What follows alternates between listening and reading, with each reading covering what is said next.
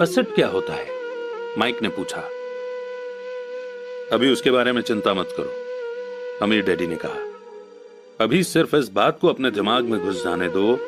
अगर तुम इसे आसानी से समझ सकते हो तो तुम्हारी जिंदगी का यही प्लान होगा और तुम्हें जिंदगी भर पैसे की कभी दिक्कत नहीं आएगी। यह आसान है, इसलिए अनदेखा कर दिया जाता है। आपका मतलब यह है कि हमें बस इतना ही जानने की जरूरत है कि एसेट क्या है। ये जानने के बाद हम उसे हासिल कर लें और अमीर बन जाएं? मैंने पूछा। अमीर डैडी ने हामी भरी और कहा, हाँ, ये इतना ही आसान है। अगर ये इतना आसान है तो फिर हर आदमी अमीर क्यों नहीं बन जाता? मैंने पूछा। अमीर डैडी ने मुस्कुरा कर कहा, क्योंकि वो लोग एसेट और लायबिलिटी में फर्क नहीं कर पाते। मुझे याद है मैंने पूछा था, बड़े लोग इतना मूर्ख कैसे हो सकते हैं? अगर ये इतना आसान और इतना इंपॉर्टेंट है तो हर कोई इसे जानना या खोजना क्यों नहीं चाहता? एसेट और लायबिलिटी क्या होते हैं ये समझाने में अमीर डैडी को बस कुछ ही मिनट लगे। वो बोले, बड़े लोगों को ये रूल समझाने में मुझे बहुत मुश्किल होती है। क्यों? क्योंकि बड़े लोग खुद को ज्यादा स्मार्ट मानते हैं। मैंने अक्सर देखा है कि ज्यादातर लोग आसान बातों को समझ नहीं पाते। इसका कारण यह है कि उनकी एजुकेशन अलग तरह से हुई है। उन्हें दूसरे प्रोफेशनल्स ने पढ़ाया है, जैसे bankers, accountants, real estate agents, financial planners वगैरह वगैरह। ज्यादातर बड़े लोगों के सामने मुश्किल ये होती है कि उन्हें बहुत कुछ भूलना पड़ता है और एक बार फिर से बच्चा बनना पड़ता है। बड़े लोगों को हमेशा ऐसा लगता है कि मुश्किल जवाब ही ठीक होगा। अगर उन्हें किसी चीज का आसान जवाब बताओ तो वो उसे गलत मानते हैं। अमीर डैडी किस प्रिंसिपल में यकीन करते थे? यानी कीप इट सिंपल स्टूपिड, जिसका मतलब है कि चीजें आसान ही रहने दो भाई। इसलिए वे हम दो छोटे बच्चों के लिए लेसन को आसान बनाते थे और इस तरह उन्होंने हमारी पैसे की फाउंडेशन को ज्यादा मजबूत बना दिया। तो दिक्कत या उलझन किस बात से आती है? या इतनी आसान चीज किस तरह से मुश्किल बन जाती है? कोई ऐसा एसेट क्यों खरीदता है जो असल में लायबिलिटी होती है? और इसका जवाब हमें अपनी बेसिक एजुकेशन में मिलता है। एक्चुअली हम फाइनेंशियल लिटरेसी पर ध्यान ही नहीं देते और स्कूल की नॉलेज को हमेशा सही मानते हैं। सवाल यह है कि कोई चीज एसेट है या लायबिलिटी, ये पता कैसे चलेगा? अगर आप सचमुच खुद को कंफ्यूज करना चाहें तो इन शब्दों को डिक्शनरी में देख लें। मैं जानता हूं कि वहां दी हुई डेफिनेशन किसी अकाउंटेंट को अच्छी लगती होगी, पर दिक्कत यह है कि आम आदमी उन्हें पूरी तरह से समझ नहीं पाता। फिर भी हम एडल्ट लोग ये मानते हैं कि इतने आसान शब्द हम अगर किसी से पूछेंगे तो हमारी बेइज्जती हो जाएगी, लोग हम पर हंसेंगे। छोटे बच्चों को समझाते समय अमीर डैडी ने एक बार कहा था, एसेट को शब्दों के द्वारा नहीं, नंबर के द्वारा पढ़ा जाता है। और अगर आप नंबर को नहीं पढ़ सकते तो आपको एसेट और जमीन में खुदे गड्ढे में कोई फर्क महसूस नहीं होगा। अकाउंटिंग में नंबर इंपॉर्टेंट नहीं है। इंपॉर्टेंट तो वो बात है कि वो नंबर हमें बता क्या रहा है। ये शब्दों की ही तरह है। शब्द इंपॉर्टेंट नहीं होते, इंपॉर्टेंट वो बात होती है जो शब्दों के जरिए बताई जाती है। एग्जाम्पल के लिए मैंने हाल ही में एक नया वीसीआर खरीदा। इसके साथ इंस्ट्रक्शन मैनुअल भी था जिसमें समझाया गया था कि अपने वीसीआर को किस तरह से प्रोग्राम किया जाता है।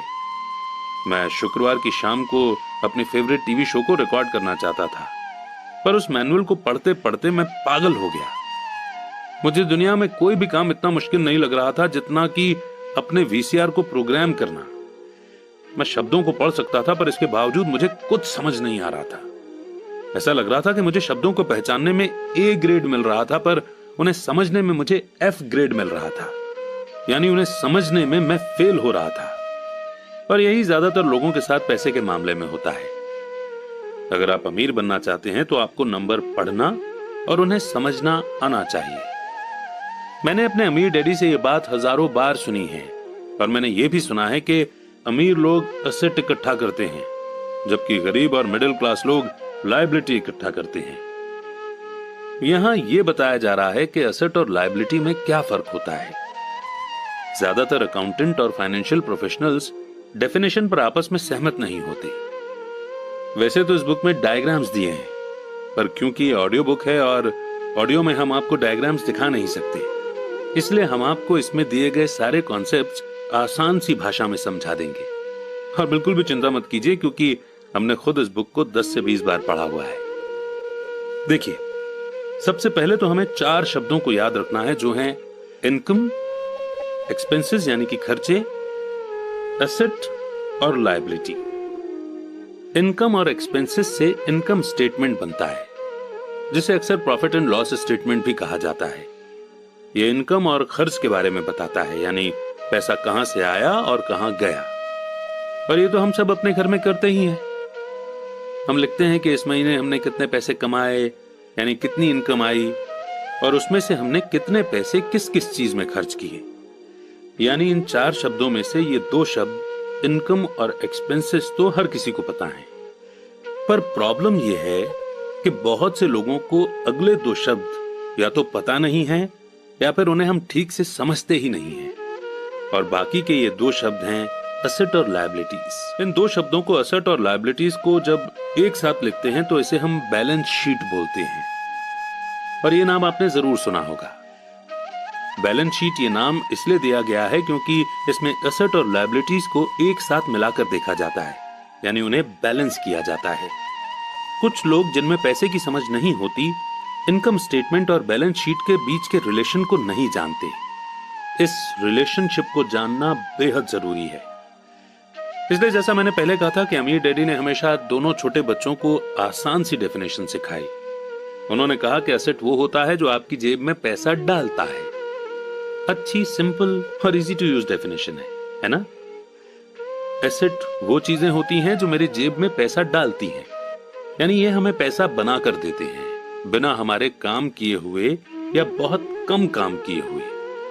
एग्जाम्पल के लिए, अगर हम घर रेंट पर दे देते हैं और उसे खुद एक्टिवली मैनेज भी नहीं करते, तो ये घर हमारा एसेट बन जाएगा, क्योंकि इसे मैनेज करने के लिए ज्यादा टाइम नहीं देना पड़ेगा। फिर भी हर महीने इससे रेंट आता रहेगा। और इसी तरह हमारी कोई शॉप है जिसे कोई और मैनेज कर रहा है और हर महीने हमें उससे पैसे मिल रहे हैं, तो वो भी हमारा एसेट ही है। और इसके उल्टे लायबिलिटी वो चीज है जो मेरी जेब से पैसे निकालती है। मान लीजिए कि हम कोई बड़ा घर लेते हैं और इस घर से हमें कोई इनकम नहीं मिल रही है, तो इस घर ने एक ही बार में हमारा खर्च नहीं करवाया, बल्कि बार बार हमें इसमें खर्चा करना पड़ेगा, और इसलिए ये हमारी लायबिलिटी बन जाएगी। कभी इसमें मेंटेनेंस का खर्च देना पड़ेगा, जैसे लॉन को साफ रखने के लिए माली रखना पड़ेगा। और अगर सिंपल सा घर भी है तो भी हमें नॉर्मल मेंटेनेंस के लिए तो पैसा खर्च करना ही पड़ेगा।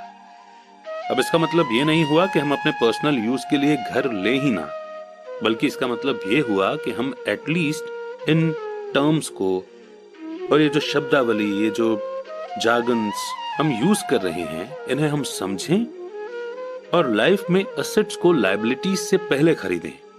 और ये ध्यान रखें कि एसेट से हमें ज्यादा पैसा आना चाहिए और लायबिलिटीज से हमारी जेब से कम पैसे जाने चाहिए। और अगर आसान करें तो असल में आपको इतना ही जानने की जरूरत है कि अगर आप अमीर बनना चाहते हैं तो आप जिंदगी भर एसेट खरीदते रहिए। अगर आप गरीब या मिडिल क्लास आदमी बनना चाहते हैं तो आप लायबिलिटी खरीदते रहिए। और इनके बीच को फर्क न जानने से ज्यादातर लोग जीवन भर पैसे की तंगी से परेशान रहते हैं। पैसों के लिए एक आदमी इसीलिए परेशान होता रहता है क्योंकि न तो वो इन शब्दों को समझ पाता है और ना ही इन नंबर्स को। जिन लोगों के सामने पैसे की मुश्किलें आ रही हैं, उन्हें यह समझ लेना चाहिए कि शब्दों या नंबर्स में ऐसा कुछ है जिसे वे पढ़ नहीं पा रहे हैं। कोई चीज ठीक से उनकी समझ में नहीं आ रही है। अमीर लोग इसीलिए अमीर होते हैं क्योंकि इस मामले में वे पैसे की तंगी से परेशान लोगों से ज्यादा समझदार होते हैं। तो अगर आप अमीर बनना चाहते हैं और अपनी दौलत को बनाए रखना चाहते हैं, तो पैसे के बारे में सीखना और समझदारी दोनों इंपॉर्टेंट हैं, शब्दों में भी और नंबर में भी। ध्यान रखिए कि सिर्फ नंबर से पूरी बात समझ में नहीं आती है और सिर्फ शब्दों से भी पूरी बात समझ में नहीं आती है। मायने तो पूरी कहानी के होते हैं। किसी फाइनेंशियल रिपोर्ट में नंबर को पढ़ना प्लॉट या कहानी ढूंढने की तरह ही है। पैसा कहां जा रहा है, इस बात की कहानी। 80% परिवारों की पैसे की कहानी यह होती है कि वे अमीर बनने के लिए कड़ी मेहनत करते जाते हैं। इसका कारण यह नहीं है कि वे पैसा नहीं कमाते। असली कारण यह है कि वे जिंदगी भर असेट की जगह लायबिलिटी खरीदते रहते हैं। आइए अब हम समझते हैं कि गरीब आदमी अपना पैसा कैसे खर्च करता है।